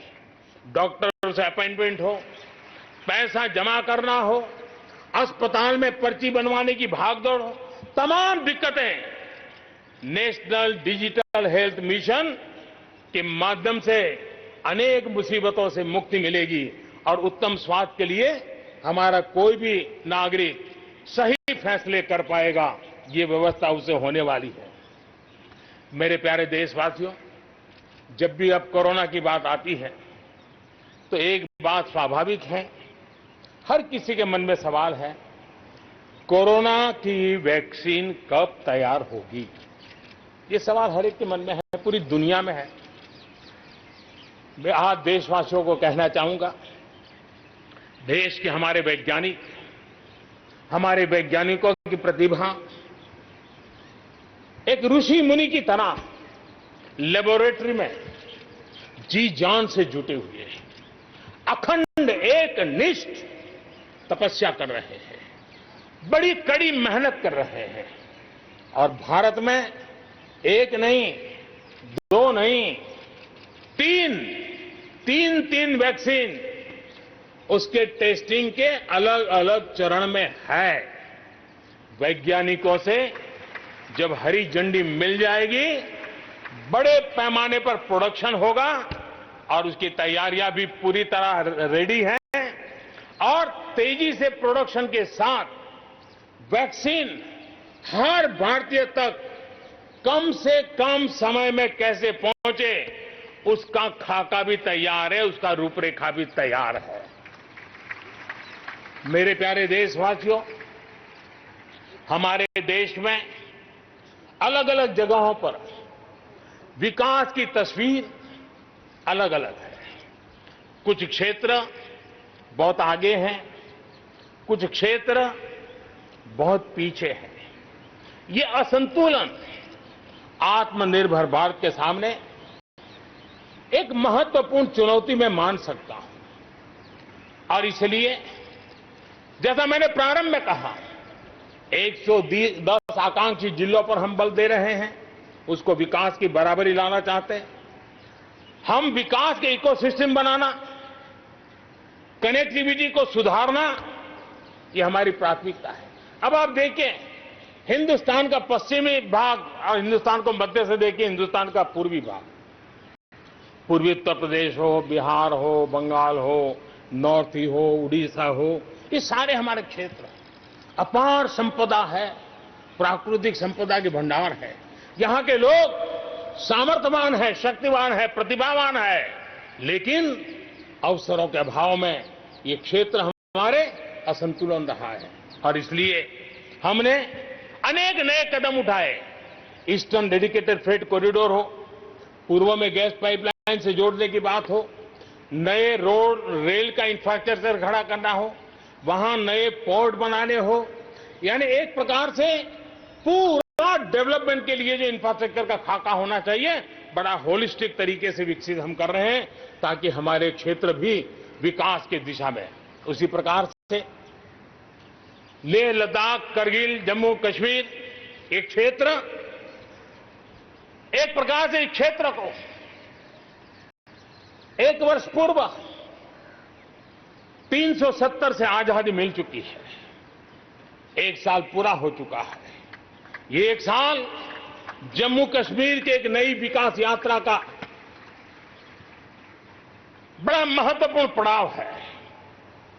ये एक साल वहां महिलाओं को, दलितों को मूलभूत अधिकारों को देने वाला कालखंड रहा है। ये हमारे शरणार्थियों को गरिमापूर्ण जीवन का भी एक साल रहा है। विकास का लाभ गांव और गरीब तक पहुंचाने के लिए बैक टू विलेजेस जैसे विशेष अभियान चलाए जा रहे हैं। आयुष्मान योजना को बेहतरीन तरीके से आज जम्मू कश्मीर लद्दाख के क्षेत्र में उपयोग किया जा रहा है। मेरे प्यारे देशवासियों, लोकतंत्र की मजबूती, लोकतंत्र की सच्ची ताकत हमारी चुनी हुई स्थानीय इकाइयों में है। हम सभी के लिए गर्व की बात है कि जम्मू कश्मीर में स्थानीय इकाइयों के जनप्रतिनिधि सक्रियता और संवेदनशीलता के साथ विकास के नए युग को आगे बढ़ा रहे हैं। मैं उनके वहीं के सभी पंच सरपंचों को हृदय से बहुत बहुत बधाई देता हूं विकास यात्रा में उनकी सक्रिय भागीदारी के लिए। जम्मू कश्मीर में डिलिमिटेशन की प्रक्रिया चल रही है। सुप्रीम कोर्ट के निवृत्त न्यायमूर्ति के नेतृत्व में डिलिमिटेशन का काम चल रहा है और जल्दी से डिलिमिटेशन का काम पूरा होते ही भविष्य में वहां चुनाव हो, जम्मू कश्मीर के एमएलए हो, जम्मू कश्मीर के मंत्रीगण हो, जम्मू कश्मीर के मुख्यमंत्रीगण हो, नई ऊर्जा के साथ विकास के मार्ग पर आगे बढ़े। इसके लिए देश प्रतिबद्ध भी है और प्रयासरत भी है। लद्दाख को केंद्र शासित प्रदेश बना करके वर्षों पुरानी जो उनकी मांग थी, उनकी आकांक्षा थी, उस आकांक्षा को हमने पूर्ण करने का, उनको सम्मानित करने का एक बहुत बड़ा काम किया है। हिमालय की ऊंचाइयों में बसा लद्दाख विकास के नए शिखर की ओर आगे बढ़ रहा है। अब सेंट्रल यूनिवर्सिटी वहां पर बन रही है, नए रिसर्च सेंटर बन रहे हैं, होटल मैनेजमेंट के कोर्सेज वहां चल रहे हैं। बिजली के लिए 7,500 मेगावाट के सोलर पार्क के निर्माण की योजना बन रही है। लेकिन मेरे प्यारे देशवासियों, लद्दाख की कई विशेषता है। उन विशेषताओं को हमें संभालना भी है, संवारना भी है। और जैसे सिक्किम ने, हमारे नॉर्थ ईस्ट में सिक्किम ने अपनी एक ऑर्गेनिक स्टेट की पहचान बनाई है, वैसे ही लद्दाख, लेह, करगिल, ये पूरा क्षेत्र हमारे देश के लिए कार्बन न्यूट्रल इकाई के रूप में उसकी पहचान बना सकता है। और इसके लिए भारत सरकार वहां के नागरिकों के साथ मिलकर के एक नमूना रूप, प्रेरणा रूप कार्बन न्यूट्रल और वो भी विकास का मॉडल, वहां की आवश्यकताओं की पूर्ति वाला मॉडल उस दिशा में हम आगे बढ़ रहे हैं। मेरे प्यारे देशवासियों, भारत ने दिखाया है कि पर्यावरण के साथ संतुलन रखते हुए भी तेज विकास संभव है। आज भारत वन वर्ल्ड, वन सन, वन ग्रिड के विजन के साथ पूरी दुनिया में को खास करके सूर्य ऊर्जा के क्षेत्र में प्रेरित कर रहा है। रिन्यूएबल एनर्जी के उत्पादन के मामले में आज भारत दुनिया के 5 टॉप देशों में अपनी जगह बना चुका है। प्रदूषण के समाधान को लेकर भारत सजग भी है और भारत सक्रिय भी है। स्वच्छ भारत अभियान हो, धुआं मुक्त रसोई गैस की व्यवस्था हो, एलईडी बल्ब का अभियान हो, सीएनजी आधारित ट्रांसपोर्टेशन की व्यवस्था हो, इलेक्ट्रिक मोबिलिटी के लिए प्रयास हो, हम कोई कसर नहीं छोड़ रहे हैं। पेट्रोल से प्रदूषण को कम करने के लिए इथेनॉल उत्पादन उसको बढ़ाने पर और उसके इस्तेमाल पर बल दिया जा रहा है। 5 साल पहले हमारे देश के अंदर इथेनॉल की क्या स्थिति थी? 5 साल पहले हमारे देश में 40 करोड़ लीटर उत्पादन होता था। आज 5 साल में 5 गुना हो गया और आज 200 करोड़ लीटर इथेनॉल हमारे देश में बन रहा है, जो पर्यावरण के लिए बहुत उपयोगी हो रहा है।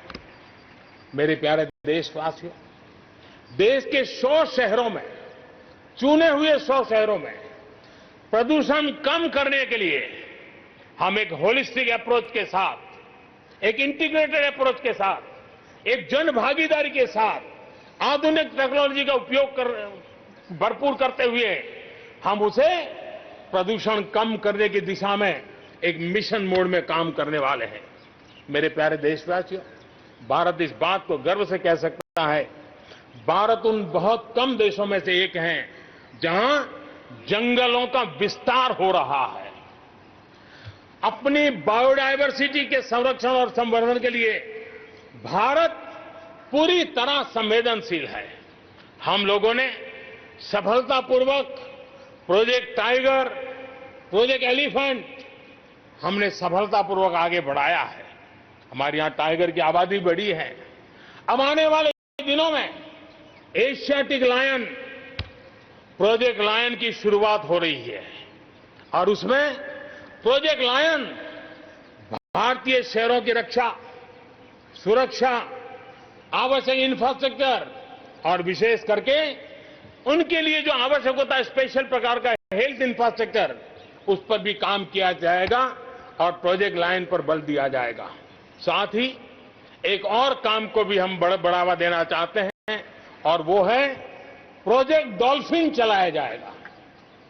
नदियों में, समंदर में रहने वाली दोनों तरह की डॉल्फिन्स पर हम फोकस करेंगे। इससे बायोडायवर्सिटी को भी बल मिलेगा और रोजगार के अवसर भी मिलेंगे। ये टूरिज्म के आकर्षण का भी केंद्र होता है, तो इस दिशा में भी हम आगे बढ़ने वाले हैं। मेरे प्यारे देशवासियों, जब हम एक असाधारण लक्ष्य को लेकर के असाधारण यात्रा पर निकलते हैं तो रास्ते में चुनौतियों की भरमार होती है और चुनौतियां भी असामान्य होती है। इतनी आपदाओं के बीच ही सीमा पर भी देश के सामर्थ्य को चुनौती देने के दुष्प्रयास हुए,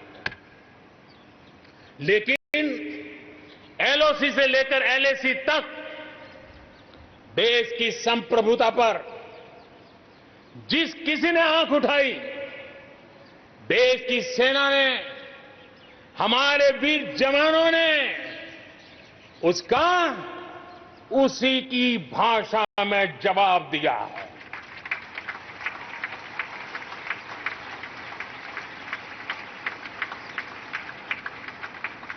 भारत की संप्रभुता की रक्षा के लिए पूरा देश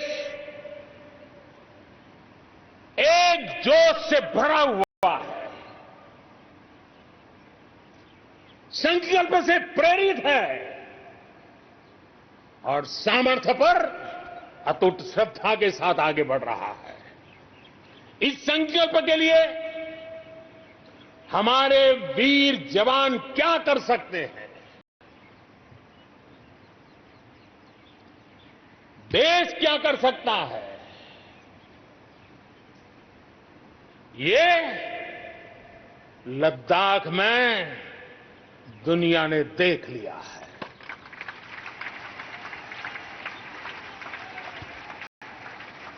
मैं आज मातृभूमि पर न्योछावर उन सभी वीर जवानों को लाल किले की प्राचीर से आदरपूर्वक नमन करता हूं। आतंकवाद हो या विस्तारवाद, भारत आज डटकर मुकाबला कर रहा है। आज दुनिया पर का भारत पर विश्वास और मजबूत हुआ है। पिछले दिनों संयुक्त राष्ट्र सुरक्षा परिषद के अस्थायी सदस्य के रूप में 192 में से 192 में से 184 देशों से कहा भारत को समर्थन मिलना, ये हमारे हर हिंदुस्तानी के लिए गर्व दिलाता है। विश्व में हमने कैसी अपनी पहुंच बनाई है, उसका ये उदाहरण है।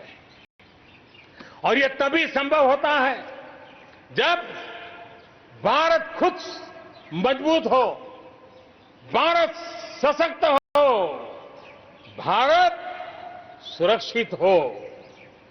इसी सोच के साथ आज अनेक मोर्चों पर काम किया जा रहा है।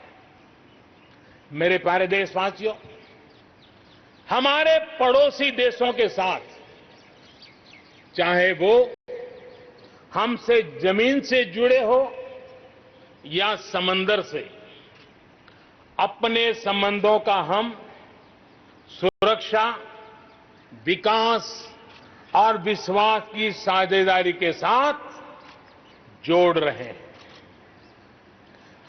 भारत का लगातार प्रयास है कि अपने पड़ोसी देशों के साथ हम अपने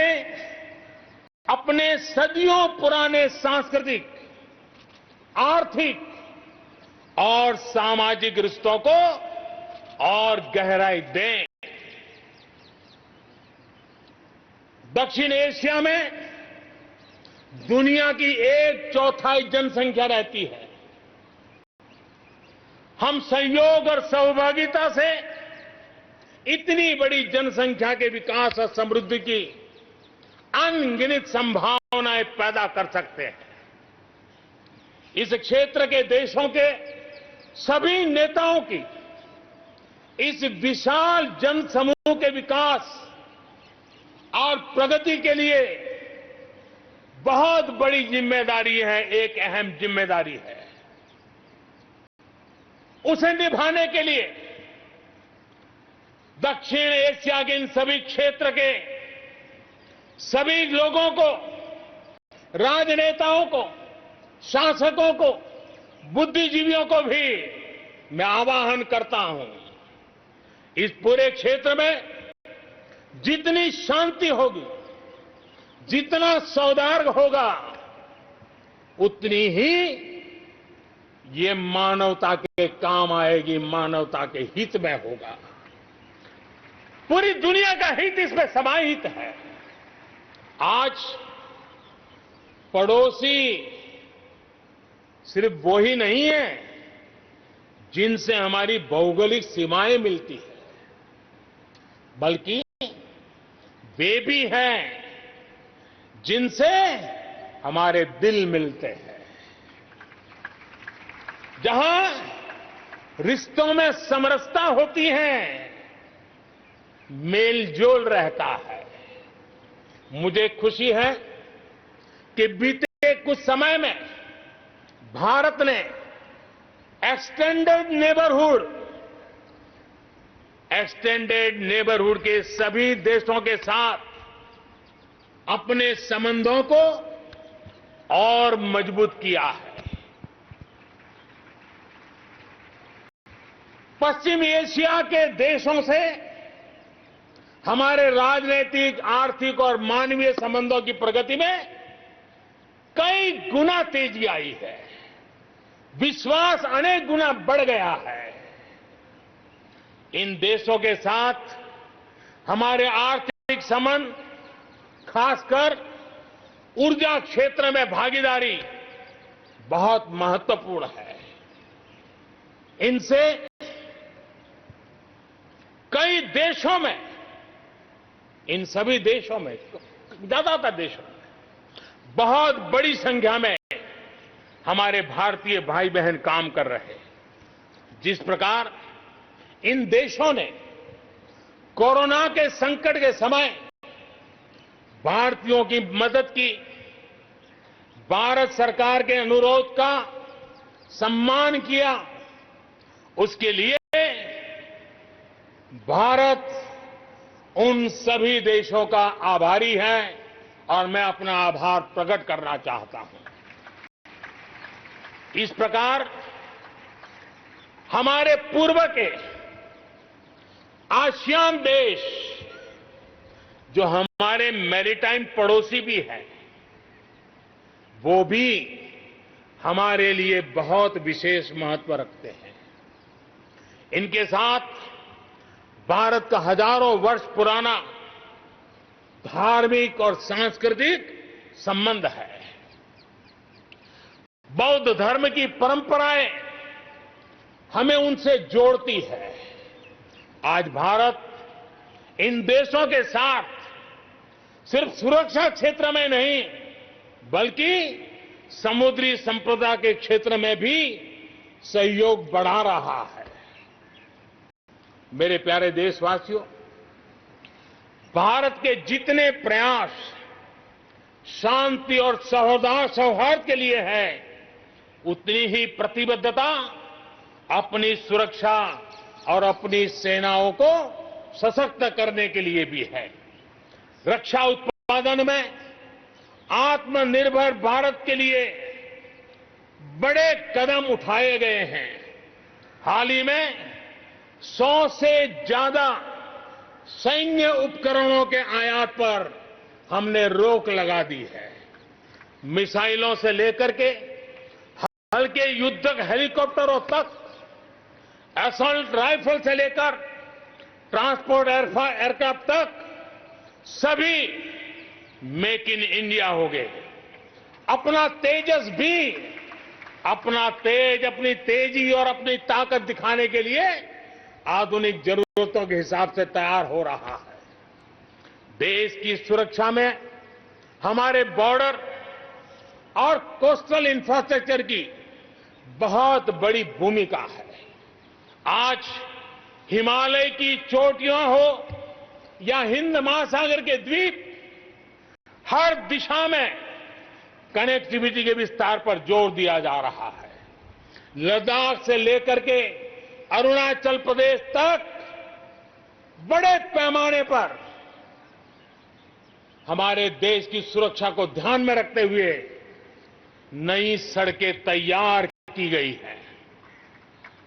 देश में, मेरे प्यारे देशवासियों, हमारा इतना बड़ा समुद्र तट है, लेकिन साथ साथ हमारे पास 1300 से ज्यादा आइलैंड्स हैं।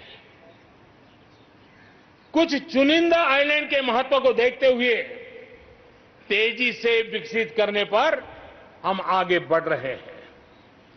आपने देखा होगा, पिछले सप्ताह 5 दिन पहले अंडमान निकोबार में submarine optical fibre cable project का लोकार्पण हुआ।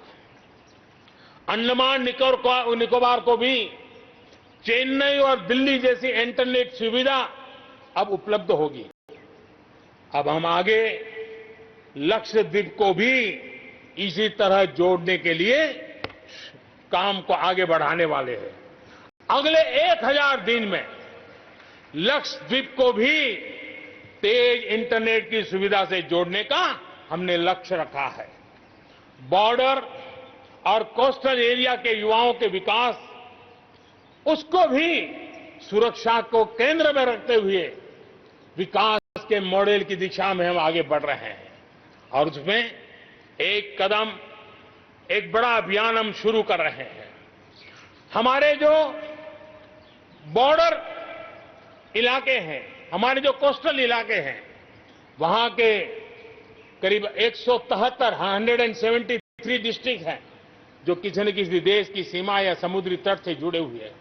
आने वाले दिनों में एनसीसी का विस्तार उन बॉर्डर डिस्ट्रिक्ट के नौजवानों के लिए किया जाएगा। बॉर्डर एरिया के कैडेट्स को हम करीब करीब 1 लाख नए एनसीसी के कैडेट तैयार करेंगे और उसमें 1/3 हमारी बेटियां हो, ये भी प्रयास रहेगा। बॉर्डर एरिया के कैडेट्स को सेना प्रशिक्षित करेगी। कोस्टल एरिया के जो कैडेट्स हैं उनको नेवी के लोग प्रशिक्षित करेंगे और जहां एयरबेस है वहां के कैडेट को एयरफोर्स की तरफ से ट्रेनिंग दी जाएगी। बॉर्डर और कोस्टल एरिया को आपदाओं से निपटने के लिए एक ट्रेन्ड मैन पावर मिलेगा। युवाओं को आर्म फोर्सेस में कैरियर बनाने के लिए जरूरी स्किल भी मिलेगी। मेरे प्यारे देशवासियों, पिछले वर्ष लाल किले से मैंने कहा था, बीते 5 साल आवश्यकताओं की पूर्ति और अगले 5 साल आकांक्षाओं की पूर्ति के हैं। बीते 1 साल में ही देश ने बड़े और महत्वपूर्ण फैसलों के पड़ाव को पार कर लिया है। गांधी 150 पर भारत ने गांवों को खुद को खुले में शौच से मुक्त किया है। आस्था की वजह से प्रताड़ित शरणार्थियों को नागरिकता देने का कानून, दलितों, पिछड़ों, ओबीसी के लिए, एससी, एसटी, ओबीसी के लिए आरक्षण के अधिकार को बढ़ाने की बात हो, असम और त्रिपुरा में ऐतिहासिक शांति समझौता हो, फौज की सामूहिक शक्ति को और प्रभावी बनाने के लिए चीफ ऑफ डिफेंस स्टाफ की नियुक्ति हो, करतारपुर साहिब कॉरिडोर का रिकॉर्ड समय में निर्माण हो, देश ने इतिहास बनाया, इतिहास बदले देखा, असाधारण काम करके दिखाया। 10 दिन पूर्व अयोध्या में भगवान राम के भव्य मंदिर का निर्माण शुरू हुआ। राम जन्मभूमि के सदियों पुराने विषय का शांतिपूर्ण समाधान हो चुका है। देश के लोगों ने जिस संयम के साथ और समझदारी के साथ आचरण किया है, व्यवहार किया है, यह अभूतपूर्व है और भविष्य के लिए हमारे लिए प्रेरणा का कारण है। शांति, एकता और सद्भावना, यही तो आत्मनिर्भर भारत की ताकत बनने वाली है। यही मेलजोल, यही सद्भाव भारत के उज्जवल भविष्य की गारंटी है। इसी सद्भाव के साथ हमें आगे बढ़ना है।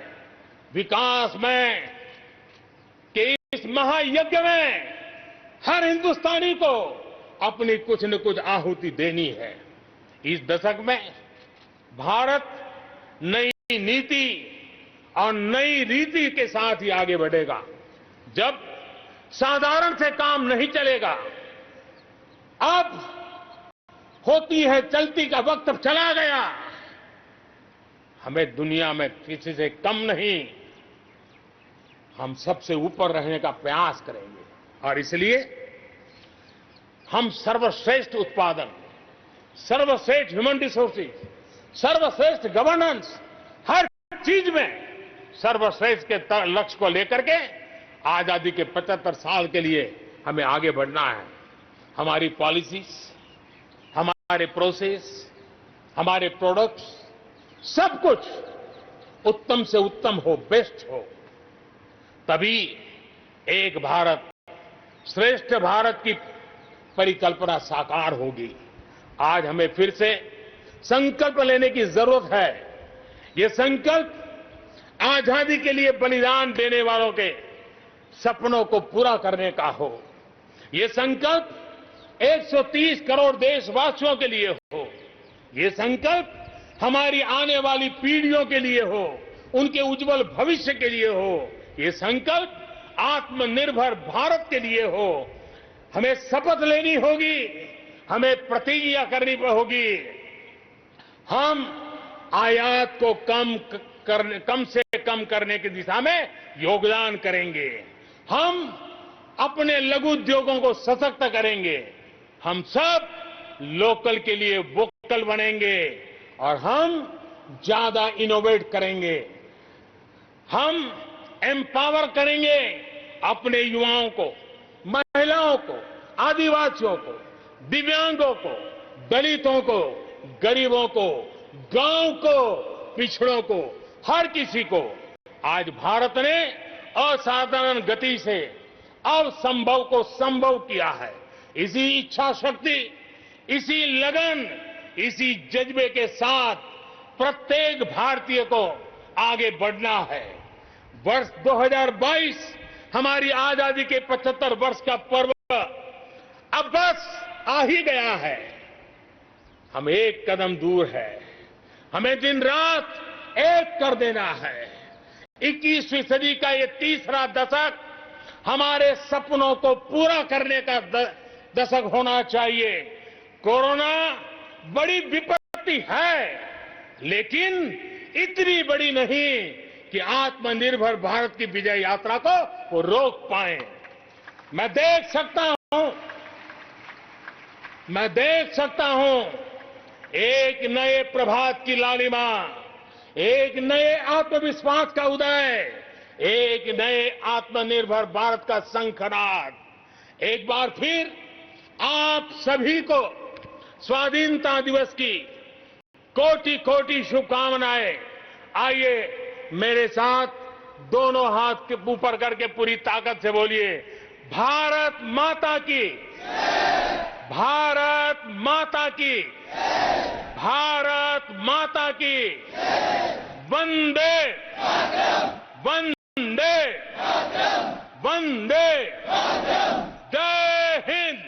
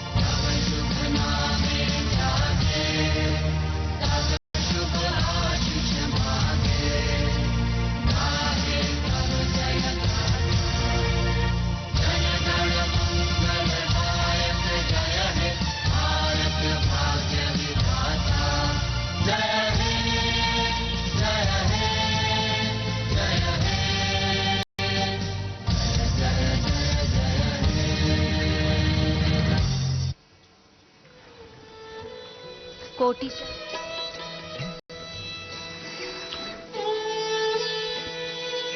माननीय प्रधानमंत्री महोदय ने 74वें स्वाधीनता दिवस के अवसर पर अपने उद्बोधन में देश के सामने जो प्राथमिकताएं हैं उनका उल्लेख किया और भविष्य का एक रोड मैप देश के सामने रखा है। And there we see in the distance the pale blue sky welcoming hundreds of balloons in the colors of the national flag, rising as if towards a higher calling. And as the shades of freedom take wing, they carry with them the aspirations of more than 1.3 billion Indians. Today, we recognize, rejoice and revel in all that makes us truly Indian. So joining hands, heads and hearts, we salute this nation, its large heart, boundless patience an open embrace. And Indian democracy too has an aspiration for this large, multicultural, multi-religious and multilingual nation to stand tall in the Committee of Nations as the largest democracy in the world, to anchor its governance on the principle of a voice for all places and a place for all voices. माननीय प्रधानमंत्री महोदय लाल किले की प्राचीर से उद्बोधन के पश्चात प्रस्थान कर रहे हैं। उनका अभिवादन करते हुए chief of defence staff general Bipin Rawat, थल सेना अध्यक्ष जनरल मनोज मुकुंद नरावने, वायुसेना अध्यक्ष air chief marshal Rakesh Kumar Singh Bhadauria और नौसेना अध्यक्ष एडमिरल करमबीर सिंह, रक्षा मंत्री श्री राजनाथ सिंह माननीय प्रधानमंत्री के साथ प्रस्थान कर रहे हैं। साथ में रक्षा सचिव डॉक्टर अजय कुमार अभिवादन करते हुए माननीय प्रधानमंत्री महोदय उपस्थित जनसमूह का लाल किले की प्राचीर से उन्होंने देश को संबोधित किया। देश के विकास, आत्मनिर्भरता, सशक्तिकरण और साथ ही साथ नई नीति, नई रीति, साधारण से असाधारण की ओर चलने की जो क्षमता है हमारे देशवासियों में, उसको उन्होंने रेखांकित किया और साथ ही भविष्य की जो प्राथमिकताएं हैं उनको भी अपने उद्बोधन में समाहित किया। प्रधानमंत्री मोदी प्रस्थान कर रहे हैं लाल किले की प्राचीर से। लाल किले से उनके भाषण बड़े ही महत्वपूर्ण होते हैं। हर वर्ष उन्होंने ऐसी योजनाओं और नीतियों की घोषणा लाल किले से की है जो नए भारत का निर्माण करने की दिशा में महत्वपूर्ण साबित हो रही हैं। आज भी कई महत्वपूर्ण बातें उन्होंने देश के साथ साझा की। नेशनल डिजिटल हेल्थ मिशन की आज घोषणा माननीय प्रधानमंत्री ने लाल किले की प्राचीर से कर दी है।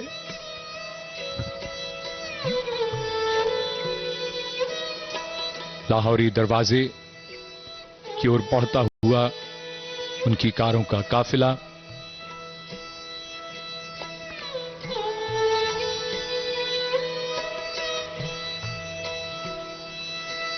चौहत्तरवां स्वाधीनता दिवस समारोह संपन्न होता हुआ।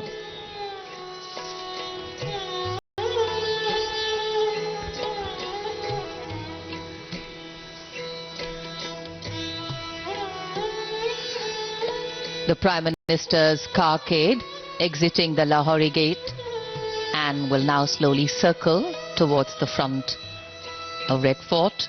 The Prime Minister talking about self-reliance. What's true for a family must be true for the country too. Interconnectedness, interdependence.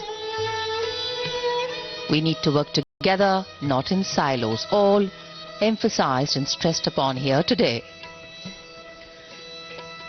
समय बदल रहा है, हम बदल रहे हैं, भारत बदल रहा है। नए भारत की कल्पना को साकार करने के नए नए प्रयास किए जा रहे हैं।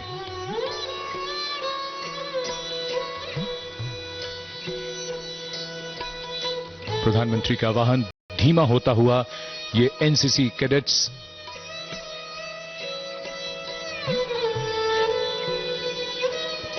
विश्व के सबसे बड़े युवा संगठनों में से एक एनसीसी, जिसमें कई लाख कैडेट्स हैं,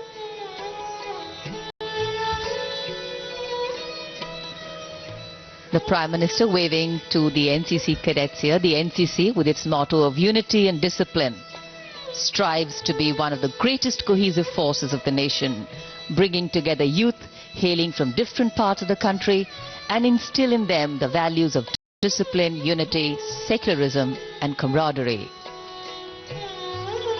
माननीय प्रधानमंत्री महोदय ने अपने उद्बोधन में एनसीसी के सशक्तिकरण और विस्तार का भी जिक्र किया था और उन्हें अपने बीच पाकर उनका अभिवादन करके ये सभी कैडेट्स अपने आप को गौरवान्वित महसूस कर रहे हैं और स्वाधीनता दिवस की पूर्णता का निश्चित तौर पर ये एक स्पष्ट संकेत है।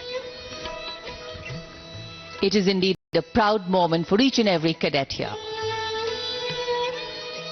जन जन का विश्वास मिलकर देश का गौरव बढ़ाने वाला आत्मविश्वास बन जाता है। आज हम खुद पर ज्यादा भरोसा करने की हिम्मत रखते हैं। इतिहास की नींव पर वर्तमान प्रयासरत है सुनहरे भविष्य के लिए। ऐसा भविष्य और ऐसा कल जिसकी मिसाल दुनिया में दी जाए।